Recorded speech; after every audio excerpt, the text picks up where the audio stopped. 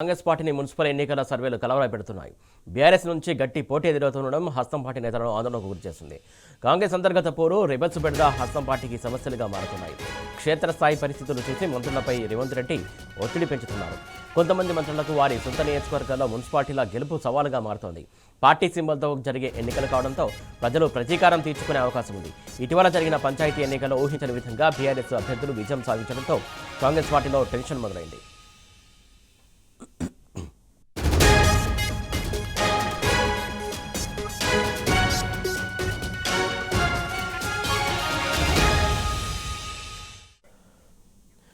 ఇటు వరంగల్ జిల్లాలో కూడా పరకాలలో ఏదైతే మున్సిపల్ సంబంధించి ప్రచారాలు జోరందుకున్నాయి. దీనికి సంబంధించి తాజా అప్డేట్స్ అందించడానికి మా కరెస్పాండెంట్ రవికాంత్ లైవ్ ద్వారా సిద్ధంగా ఉన్నాడు. రవికాంత్, చెప్పండి, మొత్తానికి మున్సిపల్ ఎన్నికలకు సంబంధించి దాదాపు కాంగ్రెస్ పార్టీకి రివర్స్ బెడద ఎక్కువగా ఉన్నట్టు మనకు ఉన్నటువంటి సమాచారం. అక్కడ పరిస్థితి ఏంటి, అసలు ఎలా ఉంది ఇప్పుడు తాజా అప్డేట్స్ ఏంటి?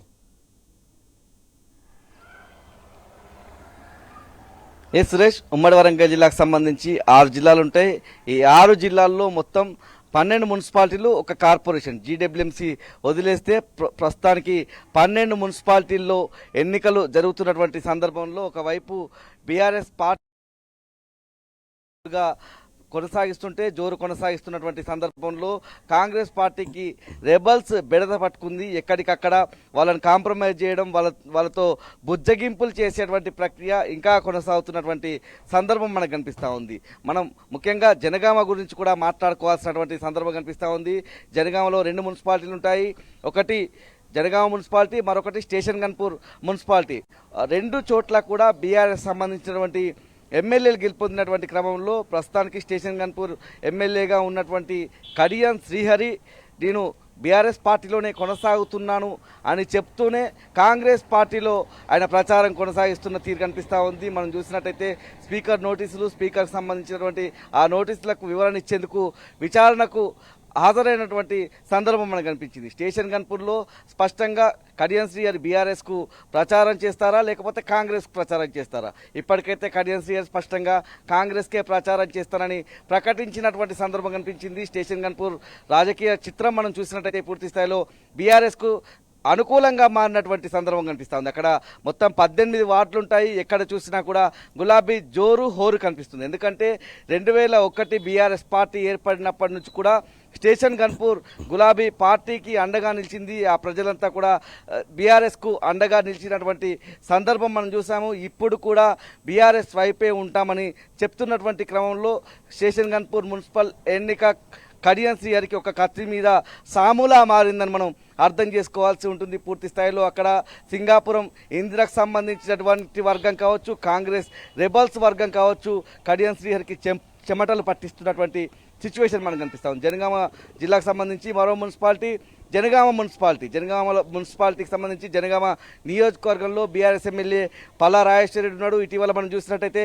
మంత్రి పొంగులేటి శ్రీనివాసరెడ్డి జనగామ మున్సిపాలిటీ ప్రచారంలోకి వచ్చినటువంటి సందర్భంలో అక్కడ ఉన్నటువంటి పోటీ అభ్యర్థి, అక్కడ ఉన్నటువంటి కాంగ్రెస్ నియోజకవర్గ ఇన్ఛార్జి కొమ్మూరి ప్రతాప్ రెడ్డి మీద సగం బుర్ర కాదు పూర్తి బుర్ర పెట్టి పనిచేయని చెప్పడం ఏదైతే ఉందో ఇవాళ రాష్ట్ర రాజకీయాల్లో ఒక సంచలనంగా మారినటువంటి సందర్భం. మంత్రి హోదాలో ఉంటే ఏమి, కొమ్మూరి ప్రతాప్ రెడ్డి మీద అట్లాంటి వ్యాఖ్యలు చేయడం అవసరమా అన్నటువంటి ఒక దృక్పథం కనిపించింది. ప్రజల్లో కూడా ఆ విధమైనటువంటి సంకేతం బలంగా వెళ్ళినటువంటి పరిస్థితి. ఒకవైపు బీఆర్ఎస్కు బలం క్రమక్రమంగా పెరగడం, మరోవైపు ఇలాంటి కీచులాటలు కుమ్ములాటలు కాంగ్రెస్ పార్టీకి సంబంధించినటువంటి రెబల్స్ బెడదతో జనగామ మున్సిపాలిటీలో కూడా బీఆర్ఎస్ పాగా వేసే అవకాశం మనకు కనిపిస్తూ ఉంది. జనగామ జిల్లాకు సంబంధించినటువంటి 2 మున్సిపాలిటీల మీద కూడా గులాబీ జెండా ఎగిరే అవకాశం కనిపిస్తూ ఉంది. ప్రజలు ఆ రకంగా ఆలోచిస్తున్నారని మనకైతే ప్రస్తుతానికి అందుతున్నటువంటి సమాచారం. ఇక వరంగల్ జిల్లా గురించి మాట్లాడుకోవాలి. వరంగల్ జిల్లాలో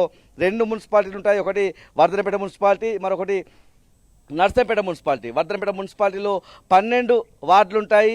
తెలంగాణ రాష్ట్రం ఏర్పడక ముందు పూర్తి స్థాయిలో వెనుకబాటుకు గురైనటువంటి వర్ధనపేట గ్రామ పంచాయతీని ఇవాళ బీఆర్ఎస్ అధికారంలోకి వచ్చిన తర్వాత కేసీఆర్ ముఖ్యమంత్రిగా ఉన్నటువంటి సందర్భంలో మున్సిపాలిటీగా మార్చి ఆ రూపురేఖలన్నీ కూడా వర్ధనపేట మున్సిపాలిటీకి సంబంధించి మార్చినటువంటి సందర్భం. ఇటీవల మాజీ ఎమ్మెల్యే ఆరూరు రమేష్ కూడా బీజేపీ పార్టీని వీడి మళ్ళీ బీఆర్ఎస్లోకి రావడం కూడా అక్కడ మరింత ఉత్సాహం ఉత్సాహం కార్యకర్తల్లో పెరిగినట్టుగా మనకు తెలుస్తూ ఉంది. అక్కడ ఆరూరు రమేష్ కూడా విస్తృతంగా ప్రచారం నిర్వహిస్తున్నటువంటి సందర్భం మనకు కనిపిస్తూ ఉంది. పూర్తి స్థాయిలో వర్ధనపేటలో చాలా సానుకూలమైనటువంటి వాతావరణం బీఆర్ఎస్కు కనిపిస్తూ ఉంది. మరొక నియోజకవర్గం వరంగల్ జిల్లా నుంచి నర్సంపేట మున్సిపాలిటీ ఉంటుంది.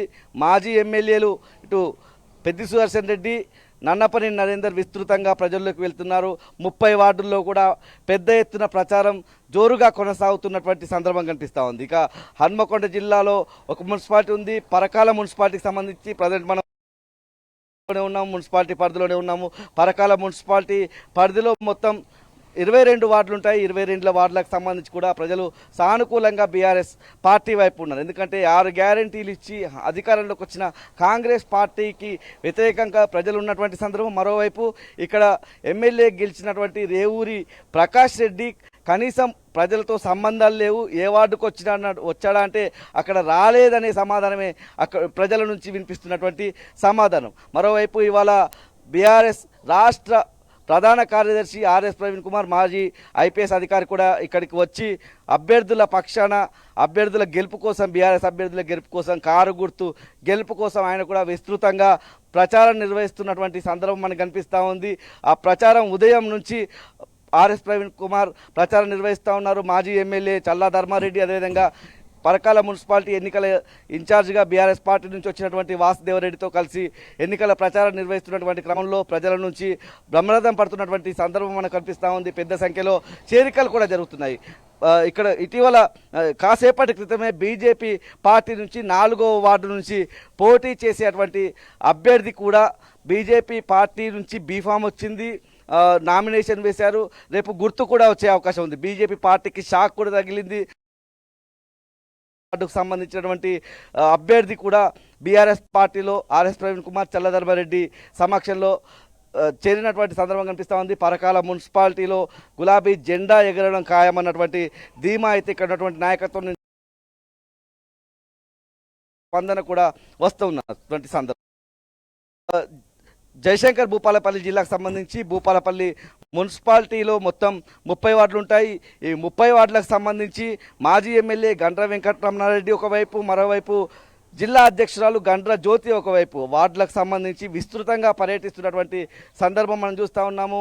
అక్కడ ఉన్నటువంటి బీఆర్ఎస్ అభ్యర్థులు కారు గుర్తు గెలుపు కోసం విస్తృతంగా పర్యటిస్తూ అభ్యర్థులకు సంబంధించినటువంటి గెలుపు విషయంలో ప్రజల్లోకి వెళ్తున్నటువంటి సందర్భం. ప్రజా సమస్యలను కూడా అడిగి తెలుసుకొని కాంగ్రెస్ అధికారంలోకి వచ్చిన ఈ 2.5 కాలంలో మీకు ఒరిగిందేంటి, అసలు ఏ సమస్యలు ఉన్నాయని అడిగి తెలుసుకునేటువంటి ప్రయత్నంలో భాగంగా భూపాలపల్లి మున్సిపాలిటీకి సంబంధించినటువంటి ప్రజలు కూడా కాంగ్రెస్ పరిపాలన మీద విసిగెత్తిపోయినటువంటి సందర్భం కనిపిస్తూ ఉంది. మరోవైపు అక్కడ ఉన్నటువంటి ఎమ్మెల్యే గండ్ర సత్యనారాయణరావు మీద ఉన్నటువంటి వ్యతిరేకత కూడా బీఆర్ఎస్కు కలిసి వచ్చే అవకాశం స్పష్టంగా కనిపిస్తూ ఉంది. అక్కడ విపరీతమైనటువంటి నెగిటివిటీ ప్రజల్లో ఉన్నటువంటి విధానాలు మున్సిపల్ ఎక్కడ కూడా మున్సిపల్ సంబంధించి డెవలప్మెంట్స్ లేవు, ఎక్కడ కూడా నిధులు విడుదల చేసినటువంటి దాఖలాలు ఈ 2 సంవత్సరాల్లో కాంగ్రెస్ ప్రభుత్వం చేయలేదు, ఎక్కడ కూడా అభివృద్ధి చేయలేదు. అక్కడ వాళ్ళకి సంబంధించినటువంటి నాయకులు తిరిగితే కూడా తిరగబడినటువంటి సందర్భం చూస్తున్నాం. మరి ఏ రకంగా ఓటు అడగడానికి వెళ్తున్నారు అనుకోవాలి, ఏంటి అసలు?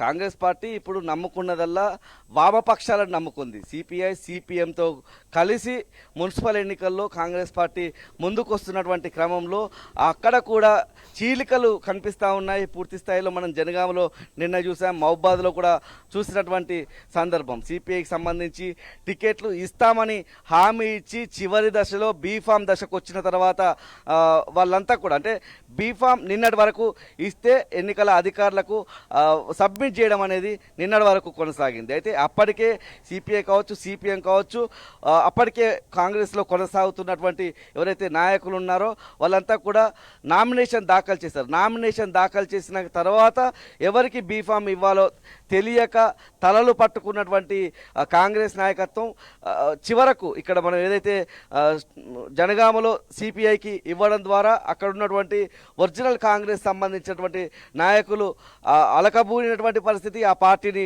వీడే స్థాయి వరకు వచ్చి కాంగ్రెస్ పార్టీ మీద తమ సొంత పార్టీ మీదే దుమ్మెత్తిపోసేటువంటి సిచ్యువేషన్ కనిపించింది. ఇక మహబూబాబాద్లో కూడా మొత్తం 36 వార్డులు ఉంటాయి. అక్కడ కూడా సిపిఐ పార్టీకి సంబంధించి పొత్తులో భాగంగా సీట్ ఇస్తామని ఎమ్మెల్యే మురళీ నాయక్, అదేవిధంగా అక్కడ ఉన్నటువంటి డిసిసి అధ్యక్షురాలు కూడా, మహబూబాబాద్ జిల్లా కాంగ్రెస్ పార్టీ అధ్యక్షురాలు కూడా మురళీ నాయక్ సతీమణి ఉన్నారు కాబట్టి ఖచ్చితంగా ఒప్పుకున్నారు, మాకు సీటు వస్తుందన్నటువంటి భావించిన సిపిఐ నాయకులు అక్కడ సీటు రాకపోవడం, బీఫామ్ చివరి దశ వరకు ఇవ్వకపోవడంతో వాళ్ళు కూడా ఆగ్రహం వ్యక్తం చేస్తూ అక్కడ ఉన్నటువంటి ఎన్నికలకు సంబంధించినటువంటి కార్యాలయం ముందు తమ నిరసన వ్యక్తం చేసినటువంటి పరిస్థితి కనిపించింది. ఎక్కడికక్కడ ఇదే తీరు కనిపిస్తూ ఉంది. ఇక మనం మహబూబాబాద్లో ఉన్నటువంటి తొర్రూరు మున్సిపాలిటీ గురించి కూడా మాట్లాడుకోవాల్సి ఉంటుంది. తొర్రూరు మున్సిపాలిటీలో చాలా విచిత్రమైనటువంటి పరిస్థితి కనిపిస్తూ ఉంది. అక్కడ ఎమ్మెల్యే యశస్విని రెడ్డి, అదేవిధంగా ఆమె అత్త టీపీసీసీ ఉపాధ్యక్షురాలు ఝాన్సీ రెడ్డి ఎన్నికలకు సంబంధించినటువంటి ప్రచారంలో వెళ్తే మా దగ్గర మోరీలు ఉన్నాయి, ఆ మోరీలు తీయడం లేదు, ఆ సిల్ట్ అంతా పేరుకుపోయింది, పూర్తి స్థాయిలో రోడ్లకు సంబంధించి పరిశుభ్రత లేదు, మా మున్సిపాలిటీలో చాలా సమస్యలు పేరుకుపోయాయి అని ఎమ్మెల్యే యశస్విని రెడ్డి కావచ్చు, ఝాన్సీ రెడ్డి కావచ్చు చెప్పేటువంటి ప్రయత్నం చేస్తుంటే, ఎవరైనా ఆ ఫోన్లలో ఆ వీడియోలు రికార్డ్ చేస్తుంటే వాళ్ళను పక్కకు పిలిచి ఆ వీడియోలు రికార్డ్ చేసే వరకు వాళ్ళను వేధింపులకు గురి చేస్తున్నటువంటి సందర్భం కూడా, అలాంటి విషయాలు కూడా వెలుగులోకి వస్తున్నటువంటి తీరు కనిపిస్తూ ఉంది. ఈ విధంగా కాంగ్రెస్ సంబంధించినటువంటి నాయకులు వైపు ఇలా వీడియోలు తీస్తే డిలీట్ చేయించేటువంటి ప్రయత్నం, వేధింపులకు గురి చేసేటువంటి ప్రయత్నం తొర్రూరు మున్సిపాలిటీ పరిధిలో చేస్తూ ఉంటే, మరోవైపు మాజీ మంత్రి ఎర్రబెల్లి దయాకర్ రావు బీఆర్ఎస్ అభ్యర్థుల గెలుపు కోసం విస్తృతంగా ప్రచారం నిర్వహిస్తున్నారు. ఇవాళ ఆయన ప్రచారంలో భాగంగా 6 గ్యారెంటీలను విమర్శిస్తూ అక్కడ పాట వేసినటువంటి క్రమంలో ఆయన డ్యాన్స్ చేసి అందరినీ ఉర్రూతలు ఊగించి ఉత్సాహపరిచినటువంటి వాతావరణం కూడా కనిపించింది. ఇక మరిపేడలో మాజీ ఎమ్మెల్యే రెడ్డి నాయక్తో కలిసి బీఆర్ఎస్ రాష్ట్ర నాయకుడు రాకేష్ రెడ్డి కూడా విస్తృతంగా పర్యటిస్తున్నారు. అక్కడ కూడా భారీగా చేరికలు కొనసాగుతున్నటువంటి తీరు చూస్తూ ఉన్నాం. ఇక కేసాముద్రం మున్సిపాలిటీకి సంబంధించి అక్కడ మొత్తం 16 వార్డులు ఉంటాయి. అక్కడ కూడా పూర్తి స్థాయిలో కాంగ్రెస్లో ఒక రెబల్స్ బెడద పట్టుకున్నట్టుగా మనం అర్థం చేసుకోవాల్సి ఉంటుంది. మరోవైపు ఇటు డోర్నకల్ మున్సిపాలిటీ పరిధిలో 15 వార్డులు ఉంటాయి. అక్కడ కూడా ఇదే పరిస్థితి కనిపిస్తూ ఉంది. ములుగు నియోజకవర్గం, ములుగు మున్సిపాలిటీ ఉంటుంది. ములుగు జిల్లాకు సంబంధించి ఒకటే మున్సిపాలిటీ ఉంటుంది. కాంగ్రెస్లో బెడద ఏదైతే రెబల్స్కి సంబంధించి తమ పార్టీకి సంబంధించిన వాళ్ళు తమనే ఓడిస్తారన్నటువంటి బెడద మాత్రం ప్రస్తుతానికి ఎవరైతే పోటీలో ఉన్నారో వాళ్లకు కాంగ్రెస్ అభ్యర్థులను గుర్బులు రేపుతున్నటువంటి సందర్భం కూడా మనకు కనిపిస్తోంది. Suresh, right, thank you Ravikanth.